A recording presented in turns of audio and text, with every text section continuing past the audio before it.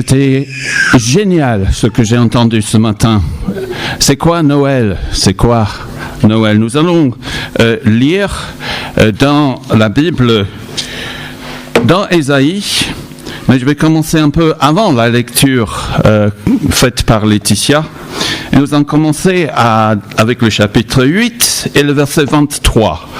Parce que dans l'original, c'est complet, ça commence en fait, ce beau texte, sur un renouvellement, ça commence avec le verset 23 d'Ésaïe 8, et c'est à la page 449 dans la Bible.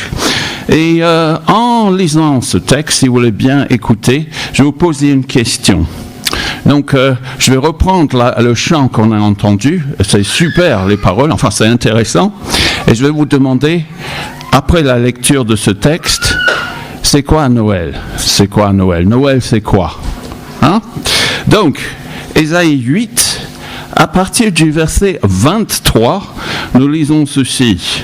« Toutefois, les ténèbres ne régneront pas toujours sur la terre où il y a maintenant des angoisses. Si les temps passés ont couvert de mépris le territoire de Zabulon et de Nephtali, les temps à venir couvriront de gloire la région voisine de la mer, la région située de l'autre côté du Jourdain, la Galilée à la population étrangère. Le peuple qui marchait dans les ténèbres a vu une grande lumière. Sur ceux qui habitaient le pays de l'ombre de la mort, une lumière a brillé. Tu rends la nation nombreuse, tu augmentes sa joie, elle se réjouit devant toi, comme on le fait lors de la moisson, comme on jubile au partage du butin. En effet, le fardeau qui pesait sur elle, le gourdin qui frappait son dos, le bâton de celui qui l'opprimait, tu les brises. Comme tu l'as fait lors de la victoire sur Madian. Oui, toutes chaussures portées dans la bataille et tout habit roulé dans le sang seront livrés aux flammes pour être réduits en cendres. En effet, un enfant nous est né, un fils nous a été donné, et la souveraineté reposera sur son épaule. On l'appellera merveilleux conseiller, Dieu puissant, Père éternel, Prince de la paix. Étendre la souveraineté, donner une paix sans fin au trône de David et à son royaume, l'affermir et le soutenir par le droit et par la justice dès maintenant et pour toujours. Voilà ce que fera le zèle de l'Éternel, le Maître de l'univers. Amen. Donc c'est quoi Noël? C'est quoi Noël pour vous? Noël, c'est quoi? Dites-moi, je suis tout ouïe. Alors, c'est les cadeaux, oui. Les repas en famille, merci. Est-ce que les enfants veulent dire quelque chose?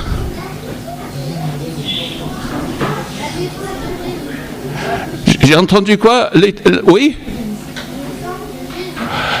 La naissance de Jésus, c'est formidable, c'est formidable. Donc, on a plein de choses dans ce passage. Si vous voulez rajouter des choses, je vous donne une dizaine de secondes pour dire quelque chose sur le sens de Noël. La lumière dans le monde. Et quelqu'un a dit quelque chose ici? Les sapins et les cadeaux? Bah ouais. Ouais. Bah écoutez, on a tout ça dans ce passage. On a la lumière, on a les cadeaux, un cadeau par excellence, on a la famille, parce qu'il est question d'un père, on a la joie, on a la paix. Alors maintenant, on va expliquer tout ça parce que grâce à Google Maps, Ésaïe nous fait un zoom sur le lieu où Jésus va naître. Et le regard donc est braqué sur un lieu couvert de mépris, selon le verset 23 du chapitre 8. Un lieu couvert de mépris. La majorité des lecteurs d'Ésaïe auraient pensé que si Dieu allait faire quelque chose, une chose aussi spectaculaire, eh bien, ce serait à partir de son QG à Jérusalem, là où il y a le temple. Mais Jésus vient à Pétain-Ouchnok. Hein, c'est pas très très loin de Perpète-les-Oies, hein, ou Trifouille-la-Galette, quoi. C'est un lieu obscur, totalement inconnu, méprisé. C'est le Nord, okay, comme dans les ch'tis, hein, c'est le Nord. Et donc, je me dis, mais c'est incroyable, c'est à l'encontre des experts en implantation d'église. Hein. Au lieu de Nantes, au lieu de Rennes, Jésus vient naître à Rouperou-le-Coquet. Hein. Dans une étape que Jean-Yves, je ne sais pas s'il nous écoute, mais dans une étape que Jean-Yves a pu connaître dans le passé. Zabulon et Naphtali, c'est carrément au nord, à la périphérie donc d'Israël, et leurs habitants sont déportés depuis assez longtemps, au moment où Ésaïe écrit, au moins une vingtaine d'années peut-être, et il parle donc de la Galilée à la population étrangère. Verset 23. Donc, c'est devenu une région multi-ethnique comme plein d'endroits de la France aujourd'hui. Et Dieu voit des pans entiers de notre pays où les gens marchent dans les ténèbres. Dans nos campagnes et dans nos cités, on a vraiment besoin de ce message. Mais j'étais frappé il y a quelques années, j'ai dû aller à Limoges, j'ai choisi de prendre les transports en commun. J'ai pris les bus, les cars, les petits trains, et j'étais frappé par la ruralité de la France et les besoins énormes dans ce pays. Personne ne s'attend à ce que le salut vienne de Galilée. Hein. Dans Jean 1, on dit à Nathanaël, viens voir Jésus, il est formidable, c'est un enseignant de la Bible, et puis il faut que tu le rencontres. Et qu'est-ce qu'il répond? Il vient de Nazareth. Que peut-il venir de bon de Nazareth en Galilée? Hein? Donc, je me dis que Dieu peut transformer les endroits les plus paumés, les plus reculés, les plus sombres. Il peut faire briller la lumière, éclairer, donner des perspectives dans l'entrée de cet immeuble où les dealers s'installent, ou dans ce désert médical où il y a de moins en moins de services, plus de vie. Les lecteurs d'Ésaïe vivent dans un monde anxiogène. Le verset 23 parle de la terre où il y a maintenant des angoisses. Et à cette époque, donc, la menace de la guerre et les rumeurs de guerre pesaient autant sur le monde que de nos jours. Donc, il y avait les Assyriens, le peuple assyrien qui faisait peur. Ils avaient déjà envahi les endroits nommés ici, Naphtali, Zabulon, et ils ont pris des otages, ils ont violé des femmes, ils ont tué des enfants. Et Ésaïe voit les décombres de leur vie et de la nation. En même temps, Ésaïe voit l'espérance, un avenir, autant pour ses lecteurs que pour nous ce matin. Et je me dis que tout est dans les contrastes ici, dans ce passage. Il y a les temps passés, verset 23, verset 23, et les temps à venir. Les temps passés, les temps à venir. Le prophète regarde dans le rétroviseur tout ce qui s'est passé, mais il voit la lumière de ses phares, l'espérance. Et ça, c'est nos perspectives en fin d'année, n'est-ce pas? On regarde un peu l'arrière, mais il y a un avenir. On dit bonne année, hein? Bonne fête, pour exprimer cette espérance. Et puis, ce contraste entre les temps passés et les temps à venir ouvre sur un autre contraste entre ténèbres et lumière. Ça, c'est au verset 1 du chapitre 9. Donc, après ce voyage au bout de la nuit, le pays connaîtra une rupture avec le passé, un réveil, un jour nouveau où le soleil de Dieu va faire resplendir sa présence dans le pays.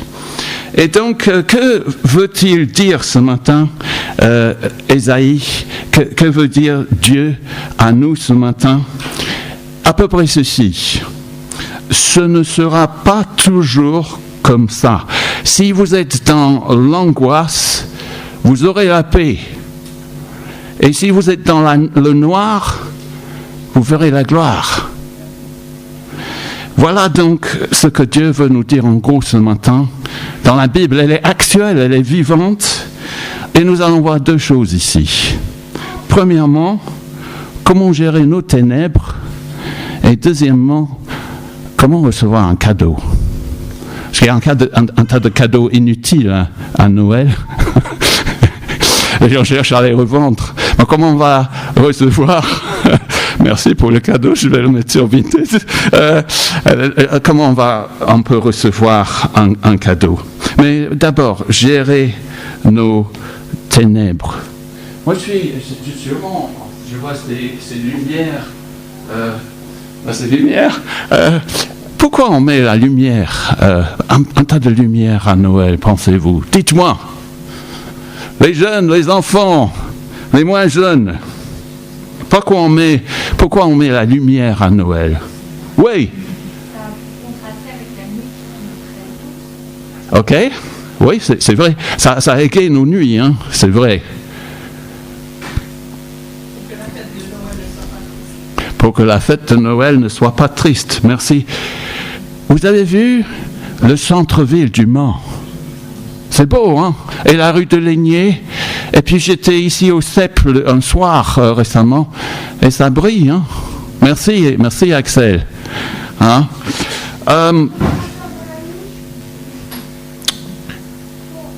Je crois qu'on met la lumière pour combattre les ténèbres parce que, en fait, en fin de compte, on a peur de la mort. Il est question au verset 1 du chapitre 9 de l'ombre de la mort. Alors, ça va plomber l'ambiance si vous êtes à table avec le foie gras et tout ça, et vous dites, mais mangeons et buvons parce que demain nous mourrons. C'est ça que j'ai entendu dans le chant. Hein? Ah, ça va plomber l'ambiance. Je l'ai essayé récemment. Avec des invités. Aïe. Mais la terre est recouverte d'obscurité. C'est ce que Ésaïe nous dit au verset 22. Les gens cherchent partout la lumière, en fait. Regardez verset 22. Il regardera vers la terre, donc il n'y verra que détresse, obscurité et sombres angoisses. Il sera repoussé dans d'épaisses ténèbres, celui qui cherche la lumière sans Dieu, sans sa parole. Et ça va jusqu'à l'occultisme. Verset 19. Si on vous dit consultez ceux qui invoquent les esprits et les spirites, ceux qui chuchotent et murmurent, un peuple ne consultera-t-il pas ses dieux? Ne consulterait-il pas les morts en faveur des vivants? J'ai lu dans l'Ouest France, là, c'est assez récent, c'était le 4 décembre, lundi 4 décembre, c'était un éditorial, je trouve ça vraiment intéressant. Écoutez, quand la réalité objective semble se dérober, les croyances, les superstitions, les pensées magiques se développent. Et un peu plus tard, ce n'est pas un phénomène nouveau. Bah, c'était déjà le cas à l'époque d'Ésaïe, mais ça dure donc depuis plus de 2000 ans. Mais là, cet obscurantisme dure depuis plus de 4-5 000 ans. Parce qu'on cherche partout, par la philosophie, la religion, autre chose, la thérapie. Ce n'est pas un phénomène nouveau. À plusieurs reprises dans l'histoire, des mouvements irrationnels, populistes ou messianiques ont emporté une grande partie de la société où ils naissaient. Et une promesse d'avenir, fût-elle délirante, valait mieux que l'incertitude ou le vide. Moi, je vous parle Ésaïe nous parle, Dieu nous parle de la réalité ici. Jésus, il est né, il est historique, et on fait tout pour canceller, pour nier ça, vivre dans le déni par rapport à ça. On m'a nommé, là où je travaille à l'université, on m'a dit, Bob, est-ce que tu voudrais être le juge? C'est une fac de droit, donc il faut être juge de quelque chose. Est-ce que tu veux être le juge du plus beau bureau de Noël? Ah, je dis, oui. Donc, dans l'administration, ils sont en train de décorer les bureaux. Et on m'a nommé avec un autre gars, et lui, il s'est retiré, il a fallu qu'il se retire, parce qu'il a été nommé référent de la laïcité. Donc, on ne peut plus vraiment mentionner Noël maintenant. Hein. Moi, je continue, je fais le tour des bureaux, je regarde, et il y aura donc, cette semaine, je vais statuer sur le plus beau bureau de Noël. Hein. Et voilà, on fait... En fait, dans notre attitude, cette envie de repousser, d'annuler Noël et tout ce que ça représente dans la vie publique, là, qu'est-ce qu'on a inventé de meilleur, de mieux? Comme on disait dans le chant, le Père Noël. Alors que ce passage nous parle d'un Père éternel qui est infiniment plus intelligent, plus gentil et plus dur que le Père Noël. Alors, donc aujourd'hui, donc, Ésaïe nous dit par ce passage ce matin que ceux qui choisissent leur propre voie, que ce soit religieux ou autre, finiront dans la détresse, les ténèbres, la morosité, l'angoisse, les ténèbres de l'absence impénétrable de l'échec et du silence. Mais l'alternative se trouve au verset 17 du chapitre 8. Verset 17, « Je compte sur l'Éternel, même s'il se cache à la famille de Jacob, donc Israël. Je me confie en lui. Me voici, moi et les enfants que l'Éternel m'a donnés. Nous servons de signe et de présage en Israël de la part de l'Éternel, le Maître de l'univers qui réside sur le mont Sion. » Le monde peut délirer comme ça, mais moi je compte sur l'Éternel. Me voici, moi et les enfants. J'ai compté 15 enfants devant. C'est aussi des signes et des présages. Et je prie pour votre avenir. Merci beaucoup pour ce que vous avez fait. J'ai beaucoup aimé la coordination, la danse et l'apport de vos parents et des animateurs de l'école du dimanche. Et je salue Élise si elle nous écoute ici. Merci beaucoup Élise et merci pour tes prières et ton investissement. Alors, en plus, Ésaïe dit, si le monde va à la folie, verset 20, il dit, il faut revenir à la loi et au témoignage, c'est-à-dire la Bible. Si on ne parle pas donc, de cette manière, selon la Bible, il n'y aura pas d'aurore pour ce peuple. Moi, je me lève aux aurores, je l'ai dit aux amis dans l'église cette semaine, je me lève aux aurores parce que j'ai besoin de cette parole pour gouverner dans la vie.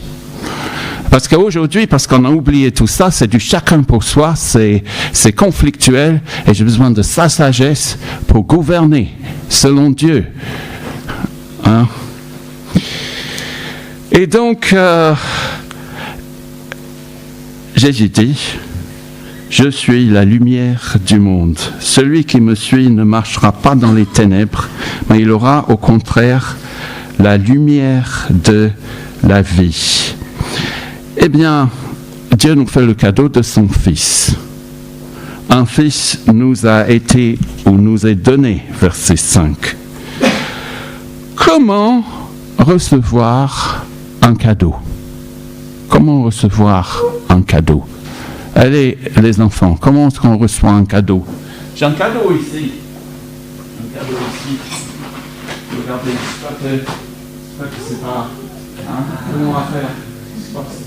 C'est pas un trousseau, mais je voulais emmener quelque chose pour vous aujourd'hui. Quelqu'un veut prendre ça au nom des enfants? Merci Axel, tu viens ici. Oh, tu veux nous dire quelque chose? Non, je prends au nom des enfants. Allez, ok, viens me voir. Ok. Donc, il est tout content, il saute de joie presque. Et comment on reçoit un cadeau? Ah ben merci, bah, franchement... Moi, j'ai pensé à toi, mon frère. Merci. Ben, qu'est-ce que tu vas faire de tout ça? Tu vas pas... Partager. Ah, génial, donc on partage. Oui. Ok, super, merci Axel. C'est la réponse c'est ce à quoi je m'attendais. Donc... J'amène aux enfants. Alors, vous gérez ça parce que je sais que sous ta gouvernance, ça ira bien parce qu'on travaille ensemble et c'est génial. À la fin du culte, voilà. Et donc, voilà, donc on a ici le Père qui est tout sauf le Père Noël et il vient à nos côtés. C'est dans nulle autre religion on a ça. Le Père vient à notre côté. Il s'appelle Dieu, Emmanuel dans les évangiles, Dieu avec nous, c'est le nom de Jésus. Et ça me touche parce que Jésus, donc, il est né dans une famille. Donc, il a connu toutes les petites irritations que l'on peut, de la vie que nous pouvons connaître autour de Noël, autour des fêtes, peut-être la hausse du coût de la vie, pour le foie gras, le saumon fumé, les soucis de l'auto-entrepreneur, donc le charpentier Joseph, parce que Jésus travaillait avec son père aussi, et gérer l'administration tatillonne de Rome, les impôts élevés, toujours plus élevés, le tribut à payer pour l'empereur, puis Hérode, il était aussi tyrannique que le roi de la Syrie qui menaçait le peuple à cette époque. Il a voulu tuer les enfants et Jésus a été préservé. Dans les autres religions, il faut obéir à un maître. Mais dans la Bible, le maître vient à nous, le plus grand se met à notre portée. Et Jésus est avec nous à chaque instant. Dieu nous donne son Fils, son unique. Et Jésus n'est pas né parmi les notables, mais dans une étable. Et plusieurs fois par semaine, vous savez, je vais à l'étable de notre âne. On a un âne à la maison, on habite en campagne. Je vais à l'étable de notre âne, je mets les bottes et je mets les pieds dans le fumier, dans l'urine. Ben oui. C'est dégoûtant, mais lui, il est avec moi, et même enfin voilà. Mais c'est là, dans cet endroit-là, qu'un enfant nous est né, un fils nous est donné. Au milieu des crasses de la vie que nous avons créées. Et Jésus, il vient et il bouleverse la donne. Regardez dans ce passage, les versets 3, 4 et 6, vous avez ce petit refrain, des petits mots de cause à effet. Regardez dans les versets 3, 4 et 6 du chapitre 9. Comment la lumière peut-elle bannir les ténèbres? Comment la joie peut-elle éliminer la tristesse? Petit mot, verset 3. Parce que, ou car Dieu a délivré de son peuple de l'ennemi, comme dans le passé, comme à l'époque de Gédéon. Parce que, verset 4, il a écrasé l'ennemi sous ses pieds. Parce que,